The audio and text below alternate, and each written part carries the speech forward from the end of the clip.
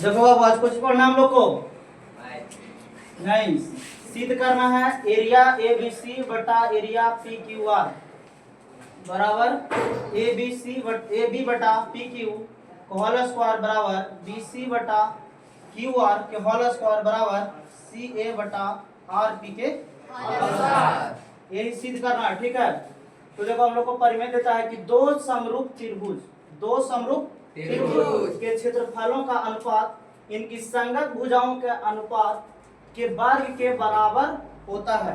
ठीक है, तो हम लोग दो गो ट्रायंगल लेंगे, दो त्रिभुज। ठीक है, और दोनों क्या होता है, दोनों समरूप त्रिभुज है। ठीक है, अब त्रिभुज का नाम देखो पी क्यू आर, ये हम लोग जो नाम खींचे इसको भूल जाना है। ठीक है, ए बी सी। अब हम लोग यहाँ पर देखो कि दो त्रिभुज A B C P Q R, A B C P Q R ऐसे दिए हैं कि त्रिभुज ए बी सी समरूप त्रिभुज पी क्यू आर है। ठीक है, ऐसे दिए कि दोनों क्या है, समरूप है। तो सिद्ध करना है कि एरिया ए बी सी बटा एरिया पी क्यू आर बराबर ए बी बटा पी क्यू का होल स्क्वायर बराबर यानी होल स्क्वायर यानी वर्ग। ठीक है, यहाँ वही ना बोला है, देखो यहाँ लिखा है कि वर्ग के बराबर होता है। ठीक है, तो वर्ग किए हैं और यहाँ देखो ए बी बटा पी क्यू, ए बी बटा पी क्यू ये इसका बराबर बी सी बटा क्यू आर। देखो बी सी बटा क्यू आर। ठीक है, सी ए बटा पी आर। देखो सी ए और पी आर का होल स्क्वायर। अब हम रचना करेंगे। ठीक है, सिद्ध करने के लिए, इसको सिद्ध करने के लिए हम क्या करेंगे, रचना करेंगे। दोनों त्रिभुजों के क्षेत्रफल ज्ञात करने के लिए, दोनों त्रिभुज के क्षेत्रफल ज्ञात करने के लिए हम इनके शीर्षालाम ए एम और पी एन खींचते हैं, ए एम और पी एम खींचते हैं।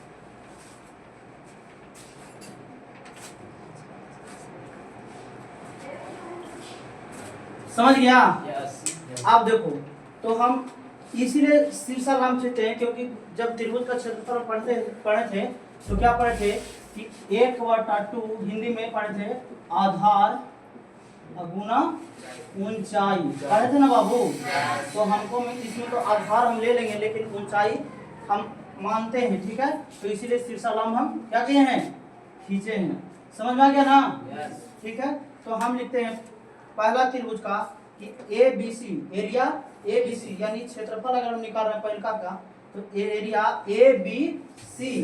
तो देखो ए बी सी इसका करते हैं तो 1/2 यानी 1/2 गुना आधार, तो आधार कितना है बी सी, तो बी सी गुना ऊंचाई, तो ऊंचाई क्या माने ए से लेके एम, तो ए एम, तो 1/2 गुना आधार गुना ऊंचाई, तो इसी करेंगे 1/2 बी सी गुना ए एम। क्लियर यहाँ तक?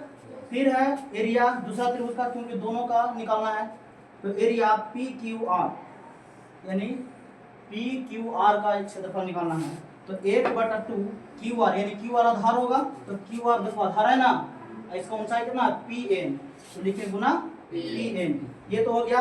अब यही दोनों का अनुपात निकाला, दोनों का क्षेत्रफल का अनुपात। तो देखो एरिया ए बी सी और एरिया पी क्यू आर, यहाँ तक कोई दिक्कत नहीं, बराबर इसका क्षेत्रफल बराबर कितना निकाले थे, ये निकाले थे 1/2 बी सी गुना ए एम, तो 1/2 बी सी गुना ए एम, 1/2 क्यू आर गुना पी एन, तो क्यू आर गुना पी एन। Any doubt? नहीं।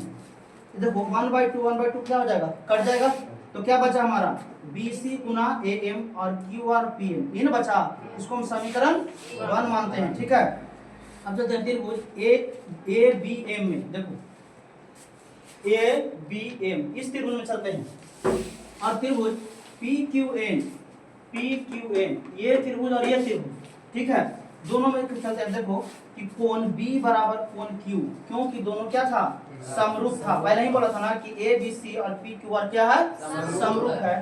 तो कोण बी बराबर कोण क्यू, देखो कोण ई कोण अगर समरूप, ये दोनों त्रिभुज पहले से था, तो ई कोण और ई कोण दोनों पहले से, तो कोण बी बराबर कोण क्यू। ठीक है, फिर कर लिखे हैं कोण एम बराबर एन, कोण m बराबर n। क्योंकि देखो जब 90 डिग्री 90 डिग्री का यहाँ जब बना रहा है इधर 90 डिग्री, तो इधर भी क्या हो जाएगा 90 डिग्री हो जाएगा, इधर भी क्या हो जाएगा 90 डिग्री होगा। अब बताओ कि एक सीधी रेखा पर जब कोई एक लंब खींचा जाता है तो उसका बने कोण कितना होता है, दोनों कोणों का योग 180 डिग्री। इधर बताएं कि पहले से लंब खींचे तो इधर 90 डिग्री, तो इधर भी 90 डिग्री, दोनों का ऐड करेंगे तो 180 डिग्री। ठीक है, तो देखो उससे लिख देंगे कोण m बराबर कोण n, क्योंकि प्रत्येक 90 डिग्री का है। समझ में आया? अब इसको देखो आप इसमें चलते हैं कि त्रिभुज ABM, देखो ABM जो त्रिभुज यहाँ लिखे हैं वही है, तो समरूप है क्या चीज से, PQN एंगल से। दोनों क्या हो गया, समरूप हो गया। जब समरूप हो गया तो हम लोग थेल्स में पढ़वे किए हैं, तो AM देखो AM बटा PN, उसका भी लंब इसका भी लंब, कोई दिक्कत नहीं दिक्कत। फिर देखो यहाँ पढ़ी AB कहाँ है, देखो AB बटा कुछ PQ हो गया ना, तो समीकरण क्या मान लिए 2 मान लिए।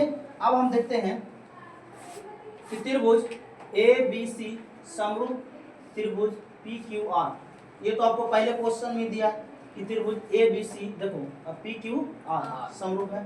ठीक है, तो अगर इस समरूप है तीनों, तो तीनों का अनुपात तो थेल्स प्रमेय वाला नियम पालन करेगा। AB बटा PQ, देखो AB बटा PQ और AC बटा PR और BC बटा वही ना लिखे हैं, ये दिया गया है, तो समीकरण से हम 3 मानते हैं। अब हम देखो एरिया ABC और एरिया PQR, ABC और PQR, तो हमारा यहाँ क्या बचा था, यही ना बचा था जी दोनों का, तो इतना बराबर इतना लिखें। आप समीकरण 1 और 3 से चलते हैं, तो समीकरण 1 में देखो क्या कहता है कि 1 में ये है और 3 में क्या है, देखो 3 में हमारा क्या दिया है कि तीनों है आपस में क्या, तीनों बराबर है। तो हम देखो AM बटा PN, AM बटा PN, देखो AB बराबर AB बटा PQ, AB बटा PQ, तो यहाँ भी हम कर सकते हैं ना कि AB बटा PQ AM और PN, देखो AM और PN, क्योंकि इसका एक क्या है लंब है, तो इसका अनुपात ये दोनों कर सकते हैं ना। देखो AB का होल स्क्वायर हो जाएगा और PQ इसका होल स्क्वायर हो जाएगा।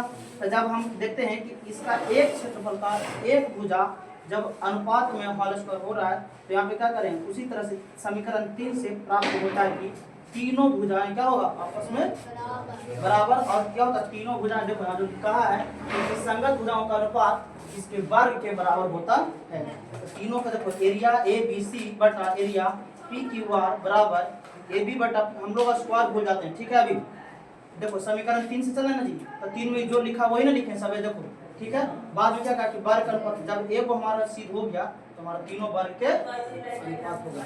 समझ में आया, कोई दिक्कत?